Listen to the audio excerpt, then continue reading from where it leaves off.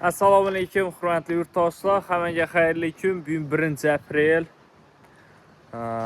26-yil. Sizlarga bir Nexia ko'rsatib o'tamiz. Nexia 2 geldi. Mashina Qiziljoyi 48.000 kilometr yurib turibdi. 48.000 kilometr yurgan Nexia 2. 2013 ekan mashin. 2017-yilda garajda turgan ekandan oldi sotdi bo'lib, nominal yaqinda olganlar ekan. Yaqinda mashin garajdan chiqqan. 48.000 kilometr yurib turibdi. 2013-yil mashin.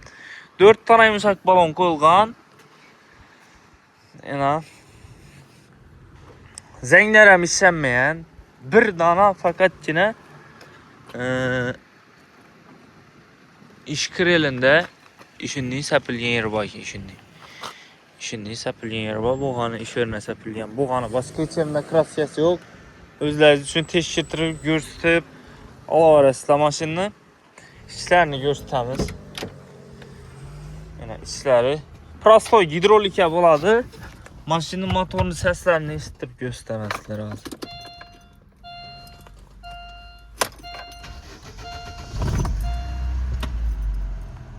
Yine motorun seslerine karanglar, dunuklukuna dımzor maşin.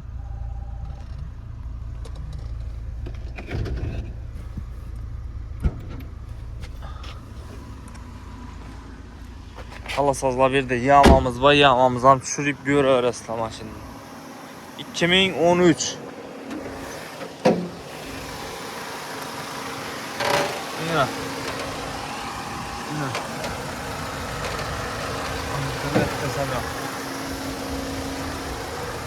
Hem yeri özünki 2013 yıl motorlar açılmayan maşinini görüp alarasla. Bahası 55 milyon so'm. Kime kızık bolsa yaxshi sostaniyadagi Nexia. Keyin yana bir narsa, kommentariyada negativ yozadi odamlar uchun. Mashinani men reklama qilaman. Yaksa alыңlar, yakmasa unda hep negatif olup oturmanglar. Ana gelinglar, bu bozor.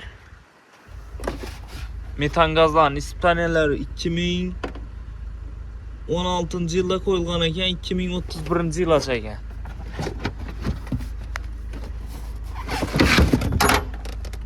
Yine bunda bozora taklangan mashina emas.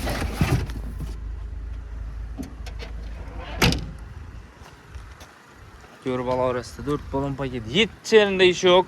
Hazret minişe tayyor. Maşinin yürüyüşü tartışına umumen gap yok.